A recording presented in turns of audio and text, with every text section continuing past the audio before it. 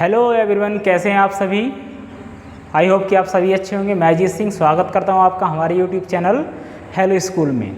जैसे कि आपको पता है कि हम क्लास 11th फिजिक्स से एक न्यू बैच स्टार्ट चुके हैं, जिसमें हमने एक लेक्चर ऑलरेडी ही कवर कर लिया है, जिसमें हमने पढ़ा था फिजिकल वर्ल्ड। और आज का जो हमारा टॉपिक रहेगा वो फर्स्ट चैप्टर फिजिकल वर्ल्ड से ही रहेगा। ठीक, उसमें हमने अच्छे से पढ़ा था कि साइंस क्या है, साइंस की कौन कौन सी ब्रांचेस हो सकती हैं, फिजिक्स के बारे में पढ़ा था और फिजिक्स की हम डेफिनेशन की बात कर रहे थे। ठीक, उसमें हमने अच्छे से कवर किया था मैटर को। और आज जो हमारा टॉपिक रहेगा वो रहेगा एनर्जी। एनर्जी की वेरियस फॉर्म्स को हम देखेंगे और वे फॉर्म्स जो होंगी एनर्जी की वो कहाँ कहाँ से कैसे कैसे प्रोड्यूस होती हैं। तो आइए स्टार्ट करते हैं अपना लेक्चर एनर्जी। उससे पहले यदि आप हमारे चैनल पर नए हैं तो प्लीज़ चैनल को सब्सक्राइब कीजिए और साथ ही साथ बेल आइकन को भी प्रेस कीजिए, जिससे कि आने वाली सभी नई नई वीडियोज़ की नोटिफिकेशन आप तक पहुँचते रहे। तो आइए स्टार्ट करते हैं अपना नेक्स्ट टॉपिक यानी कि एनर्जी।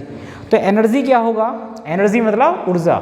एनर्जी मतलब ऊर्जा, मतलब जब हम किसी काम को करते हैं तो काम को करने के लिए कुछ एनर्जी की रिक्वायरमेंट होगी। उसी काम यानी कि उसी वर्क को हम बोलते हैं क्या? एनर्जी। मतलब द इफिशियंसी या एबिलिटी या फिर capacity doing a work is known as energy. मतलब किसी काम को करने के लिए जो एबिलिटी होनी चाहिए, कैपेसिटी होनी चाहिए, इफिशियंसी होनी चाहिए, उसी कैपेसिटी को, उसी इफिशियंसी को या फिर उसी एबिलिटी को हम बोलते हैं क्या? एनर्जी। क्लियर? तो हम बात करते हैं अगर इसकी डेफिनेशन की तो क्या हो जाएगा?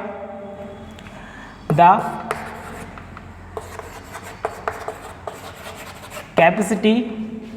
Capacity doing a work, the capacity doing a work is known as energy, अगर हिंदी में बात करें मतलब किसी काम को करने की जो क्षमता होगी, किसी काम को करने की जो क्षमता होगी उसी क्षमता को हम बोलते हैं एनर्जी। दैट मीन्स ऊर्जा। क्लियर? उसके बाद अगर हम बात करें वेरियस टाइप्स ऑफ एनर्जी, तो एनर्जी होगी जो मेनली 6 टाइप्स की होगी। एनर्जी जो होगी वो कितने टाइप्स की होगी प्यारे बच्चों? 6 टाइप्स की। तो टाइप्स ऑफ एनर्जी।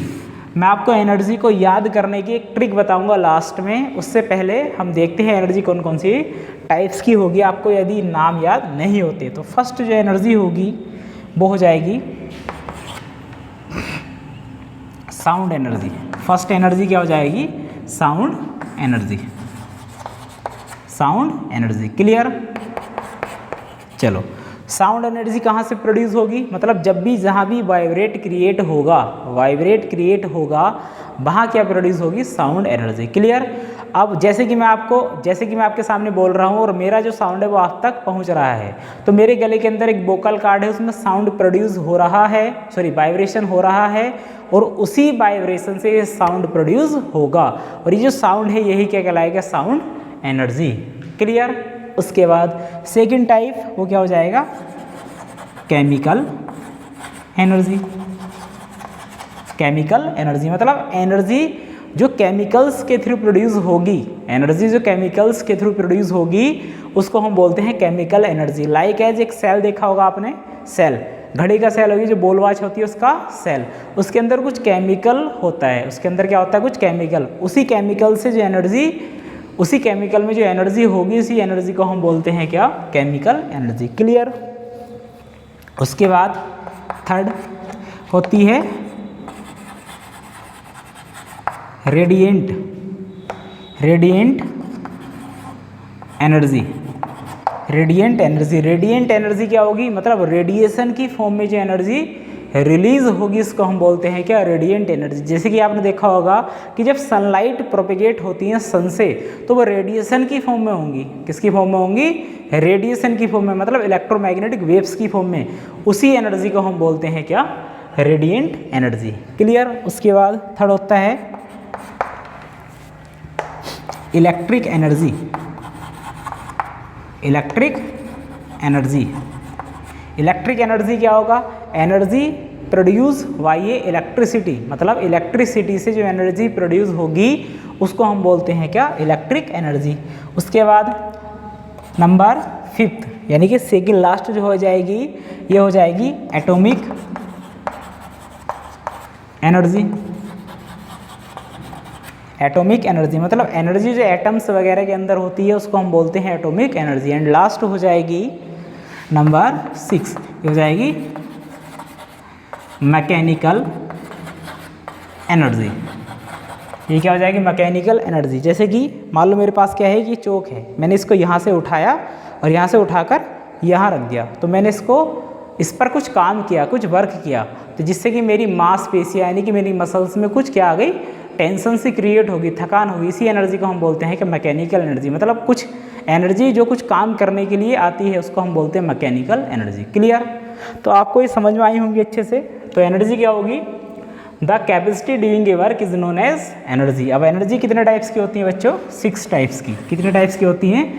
6 टाइप्स की। पहली हो जाएगी साउंड एनर्जी, उसके बाद हो जाएगी केमिकल एनर्जी, उसके बाद हो जाएगी रेडिएंट एनर्जी, उसके बाद हो जाएगी इलेक्ट्रिक एनर्जी, उसके बाद हो जाएगी एटॉमिक एनर्जी और लास्ट हो जाएगी मैकेनिकल एनर्जी। क्लियर? अगर आपको ये अच्छे से नाम याद नहीं हो पाए, वैसे तो आपको बोर्ड पे दिखाई दे रहा है, लेकिन एग्जाम में अगर आपको याद ना हो तो इसको याद करने की मैं एक ट्रिक आपको बता रहा हूँ, वो क्या हो गई?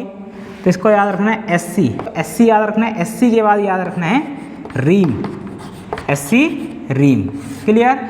तो S for sound energy, C for chemical energy, R for radiant, E for electric, A for atomic और M फॉर हो जाएगा मैकेनिकल एनर्जी। आप इस ट्रिक के साथ अच्छे से इनको याद कर सकते हैं। क्लियर? उसके बाद एनर्जी से रिलेट कुछ एक मैं बात आपको बताऊं कि एनर्जी को ना तो हम क्रिएट कर सकते हैं और ना ही एनर्जी को हम डिस्ट्रॉय कर सकते हैं। मतलब ना तो हम एनर्जी को खुद बना सकते हैं और ना ही हम उसका विनाश कर सकते हैं, बट एनर्जी को एक फॉर्म से अनदर फॉर्म में क्रिएट कर सकते हैं। मतलब जैसे कि ये दिया गया है, साउंड एनर्जी को हम कन्वर्ट कर सकते हैं किसमें? मैकेनिकल एनर्जी में। किसमें कर सकते हैं? मैकेनिकल एनर्जी में।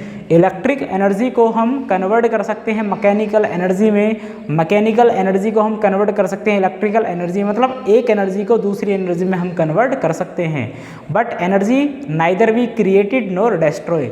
अभी जो मैं स्टेटमेंट आपके सामने बोल रहा हूँ कि ना तो एनर्जी को हम क्रिएट कर सकते हैं और ना ही एनर्जी को हम क्या कर सकते हैं? डिस्ट्रॉय। ये जो होगा ये कहलाता है conservation of energy, conservation of energy. ठीक? तो मैं कुछ वेरियस एग्जाम्पल्स आपके सामने रख रहा हूँ जिससे कि आपको समझ में आएगा कि कैसे हम एनर्जी को कन्वर्ट कर सकते हैं। आपके घरों में जो लाइन्स है, इलेक्ट्रिसिटी की लाइन्स है, तो ये जो लाइन्स है, ये मान लो लाइन्स है यहाँ, तो इनमें जो कौन सी एनर्जी फिल होती है? इसमें फिल होती है इलेक्ट्रिक एनर्जी, मतलब इलेक्ट्रिसिटी फ्लो होगी। और यहाँ क्या लगा है? एक बोर्ड, और इस बोर्ड में क्या लगा है? एक बल्ब। क्या लगा है प्यारे बच्चों? एक बल्ब। क्लियर? ये बल्ब लगा है। ठीक? अभी इलेक्ट्रिसिटी यहाँ से फिल हो रही है, यहाँ लगा है एक स्विच। जैसे ही तुम स्विच को ऑन करोगे तो ये जो इलेक्ट्रिकल एनर्जी है इस बल्ब में जाने के बाद किस में कन्वर्ट हो जाएगी? लाइट एनर्जी में। किस में कन्वर्ट हो जाएगी प्यारे बच्चों? लाइट एनर्जी में। तो देखा, इलेक्ट्रिकल एनर्जी जो है वो किस में कन्वर्ट होगी? लाइट एनर्जी में। मतलब एनर्जी को हम एक फॉर्म से दूसरी फॉर्म में कन्वर्ट कर सकते हैं। यही क्या है? Conversation of energy. Clear? I hope कि आपको ये बात समझ में आई होगी। अब ये जो मैकेनिकल एनर्जी है, इस मैकेनिकल एनर्जी से 2 प्रकार की एनर्जी और बनती हैं। वो कौन सी होंगी? मैकेनिकल एनर्जी बराबर होता है kinetic energy plus potential energy, plus potential energy. Clear? अब काइनेटिक एनर्जी क्या होगी, पोटेंशियल एनर्जी क्या होगी? जब कोई बॉडी मोशन की स्टेट में है, अभी देखो मैं यहाँ आपके सामने खड़ा हूँ तो मैं किस में हूँ? रेस्ट पोजीशन में। अब मैं मूव करने लगा ऐसे तो मैं किस में आ जाऊँगा? मोशन की पोजीशन में। मतलब जब कोई बॉडी मोशन की स्टेट में होती है तो जो उसमें एनर्जी रहती है उसको हम बोलते हैं काइनेटिक एनर्जी। क्लियर? और जब कोई बॉडी रुक जाती है और उसकी स्टेट के कारण जो एनर्जी होती है, रुकी हुई स्टेट के कारण जो एनर्जी होती है वो एनर्जी होती है उसकी पोटेंशियल एनर्जी। आई होप कि आपको ये बात अच्छे से समझ में आई होगी। तो आप इसका एक स्क्रीनशॉट लीजिए और उसके बाद हम बात करते हैं अपने नेक्स्ट टॉपिक की। तो हमारा जो नेक्स्ट टॉपिक रहेगा वो रहेगा scientific method to study nature. मतलब नेचर को समझने के लिए, नेचर का अध्ययन करने के लिए कुछ साइंटिफिक मेथड का हम यूज़ करते हैं। इसमें कुछ टर्म्स हैं, उन टर्म्स को फॉलो करके हम नेचर में होने वाले फिनोमेनास को हम अच्छे से स्टडी कर सकते हैं। वो टर्म्स क्या होंगे, आइए उनको देखते हैं। ठीक, सबसे पहले आपने देखा होगा कि अगर हम इस चोक को स्पेस में ले जाकर फ्रीली सस्पेंड करें और छोड़ दें तो ये आकर कहाँ गिरती है? हमेशा अर्थ पर। ऐसा क्यों होता है? और जो नदियों का पानी होता है वो हमेशा लेफ्ट टू राइट ही फ्लो होता है, राइट टू लेफ्ट फ्लो क्यों नहीं होता है? बरसात के मौसम में या ऐसे कह सकते हैं कि 12 घंटे के बाद दिन हो जाता है और 12 घंटे के बाद रात हो जाती है, या ऐसे कह सकते हैं कि 3 महीने पानी बरसता है, मतलब बरसात होती है, और 9 महीने बाद पानी नहीं बरसता। मतलब ये जो फिनोमेनाज घट रहे हैं नेचर में, इनको स्टडी करने के लिए कुछ साइंटिफिक मेथड हैं, मतलब इनके वेरियस टाइप्स हैं, उनको समझकर हम इनको अच्छे से रीड या फिर स्टडी कर सकते हैं। तो सबसे पहला जो टॉपिक है या सबसे पहला जो टाइप्स है वो क्या है? ऑब्जर्वेशन। क्या है? ऑब्जर्वेशन। जैसे कि एक फल या फिर सेब पेड़ से टूटा और नीचे आकर गिर गया, तो उसका कारण अच्छे से हमको आज पता है कि उसका क्या कारण हो सकता है, लेकिन उसको स्टडी करने के लिए सबसे पहले हमने क्या किया होगा? उसको देखा होगा, यानी कि उसको ऑब्जर्व किया होगा। यानी कि जो सबसे पहले जो हमारा टर्म्स है वो क्या है? ऑब्जर्वेशन। किसी भी चीज़ की स्टडी करने के लिए सबसे पहले जो मेन ज़रूरी काम होता है वो होता है उसका ऑब्जर्वेशन, मतलब उसको देखना कि जो फिनोमेनाज घट रहा है, फिनोमेनाज हो रहा है, वो कैसे हो रहा है। तो उसको पहले हम क्या करें? देखेंगे। ठीक, उसके बाद उस फिनोमेनाज को दोहराने के लिए या फिर उसकी नकल करने, नेचुरल फिनोमेनाज की नकल करने के लिए उसको हम अपनी लेबोरेटरी में करके देखते हैं। जैसे कि क्या किया, जो नदी का पानी है वो हमेशा लेफ्ट टू राइट ही फ्लो होता है, तो उसके लिए हम क्या करेंगे कि एक क्या लेंगे? पाइप, और उसमें हम पानी डालेंगे और राइट वाला जो सिरा होगा उसको नीचे करेंगे और लेफ्ट वाला क्या करेंगे? ऊपर, और उसमें हम पानी जैसे ही डालेंगे जो पानी होगा वो लेफ्ट टू राइट फ्लो होने लगेगा। ठीक, मतलब हम उसको कंट्रोल्ड करेंगे। क्या करेंगे? उसको कंट्रोल, और कंट्रोल करने के बाद क्या करेंगे? उसमें कुछ एक्सपेरिमेंट, तो उसको हम बोलते हैं कंट्रोल्ड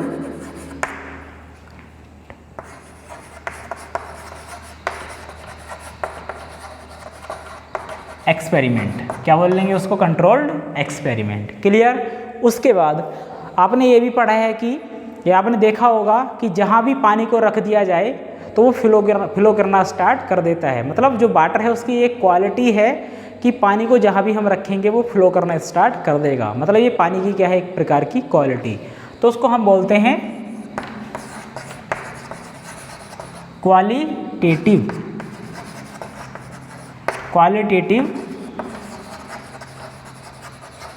रीजनिंग। Qualitative reasoning. ठीक, उसके बाद अब पानी फ्लो करना स्टार्ट हो गया। अब हमें ये नहीं पता कि पानी जो फ्लो कर रहा है वो कितनी स्पीड से कर रहा है, उसकी क्या क्वांटिटी है, स्पीड की, फ्लो करने की क्या क्वांटिटी है। तो इस प्रकार के मेथड को हम बोलते हैं क्या?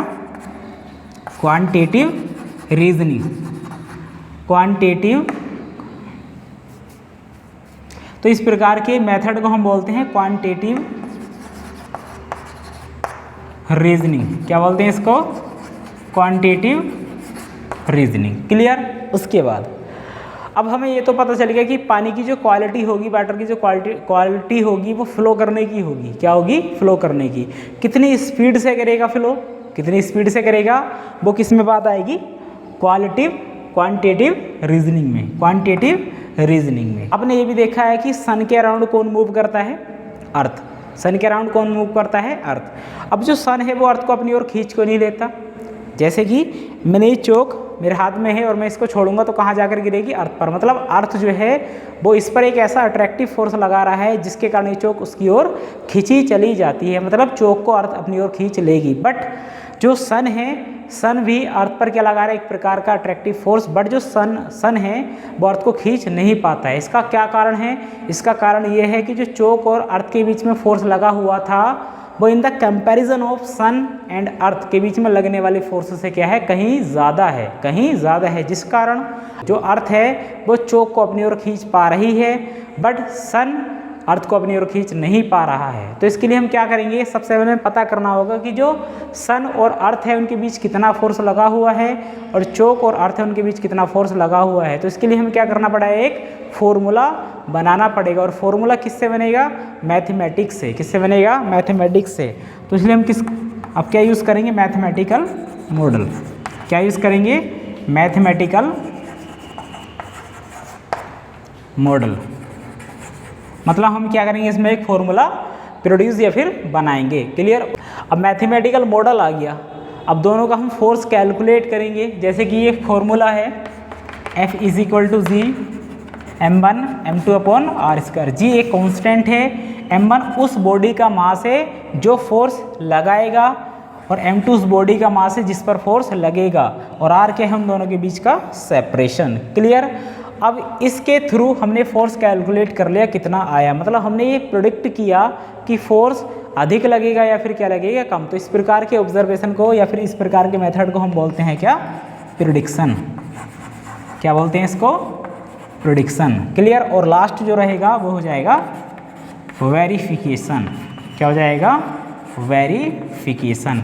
अगर ये 6 के 6 टर्म्स हमारे बिल्कुल सही हैं तो ये जो मेथड होगा वो क्या हो जाएगा, वेरीफाई। जैसे कि हमने पढ़ा है कि जो जी की वैल्यू होती है वो कितनी होती है, 9.8 मीटर पर सेकंड स्क्वायर। ठीक। अगर ये मेथड या फिर ये मेथड अप्लाई करने के बाद जी की वैल्यू क्या आती है, 9.8, कितनी आती है, 9.8 मीटर पर सेकंड स्क्वायर, तो ये वेरीफाई हो जाएगा। अदरवाइज अगर इसकी वैल्यू इससे ज़्यादा या फिर इससे कम होती है तो ये वेरीफाई नहीं होगा। तो इस मेथड को हम शुरू से मतलब ऑब्जर्वेशन से इन्हीं टर्म्स के होते हुए फिर दोबारा करेंगे और फिर क्या करेंगे, वेरीफाई। जब तक ये मेथड परफेक्टली कंप्लीट नहीं होता है इसको इसी प्रकार दोहराते रहेंगे और जब कंप्लीट हो जाएगा तो ये वेरीफाई हो जाएगा। ये है साइंटिफिक मेथड नेचर की स्टडी करने के लिए। आई होप कि आपको ये लेक्चर अच्छे से समझ में आया होगा। यदि वीडियो अच्छी लगी तो लाइक करना, शेयर करना और चैनल को सब्सक्राइब करना ना भूलें। जब तक के लिए ऑल द बेस्ट, मिलते हैं।